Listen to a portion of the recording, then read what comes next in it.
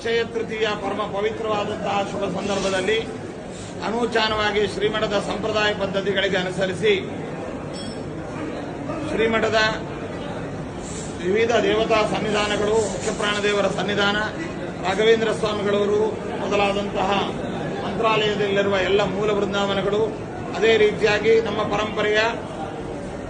ನವಬೃಂದಾವನ ಕ್ಷೇತ್ರದಲ್ಲಿರುವಂತಹ ಶ್ರೀ ಪದ್ಮನಾಭ ತೀರ್ಥರು, ಜಯತೀರ್ಥರು, ಕವೀಂದ್ರ ತೀರ್ಥರು, ವಾಗೀಶ ತೀರ್ಥರು, ಶ್ರೀ ಸುಧೀಂದ್ರ ತೀರ್ಥರು ಮತ್ತು ಇತರ ಬೃಂದಾವನಗಳು, ವ್ಯಾಸರಾಜರೇ ಮೊದಲಾಗಿರತಕ್ಕಂಥ ಇತರ ಬೃಂದಾವನಗಳು, ಅದೇ ರೀತಿಯಾಗಿ ನಮ್ಮ ಶ್ರೀಮಠದ ಪೂರ್ವಿಕ ಗುರುಗಳಾದಂತಹ ಎಲ್ಲ ಯತಿವರೇಣ್ಯರ ಮೂಲ ಬೃಂದಾವನ ಸ್ಥಳದಲ್ಲಿ ಮತ್ತು ಶಾಖಾ ಬೃಂದಾವನಗಳ ಸ್ಥಳದಲ್ಲಿ, ಅದೇ ರೀತಿಯಾಗಿ ನಮ್ಮ ಶ್ರೀಮಠದ ಸಂಪ್ರದಾಯ ಪದ್ಧತಿಗಳಂತೆ ನಡೀತಾ ಇರುವಂತಹ ಎಲ್ಲ ಒಂದು ಟ್ರಸ್ಟ್ ಮಠಗಳು, ಕಮಿಟಿ ಮಠಗಳು, ಇತರ ಮಠಗಳು ದೇಶದ ಉದ್ದಗಲಕ್ಕೂ ಕೂಡ ಎಲ್ಲ ಕಡೆಯಲ್ಲಿಯೂ ಇವತ್ತು ಅಕ್ಷಯ ತೃತೀಯ ಪ್ರಯುಕ್ತವಾದ ಗಂಧಲೇಪನದ ಕಾರ್ಯಕ್ರಮವನ್ನು ಶ್ರೀಮಠದ ಸಂಪ್ರದಾಯ ಪದ್ಧತಿಗಳಿಗೆ ಅನುಸರಿಸಿ ನಡೆಸಲಾಗ್ತಾ ಇದೆ.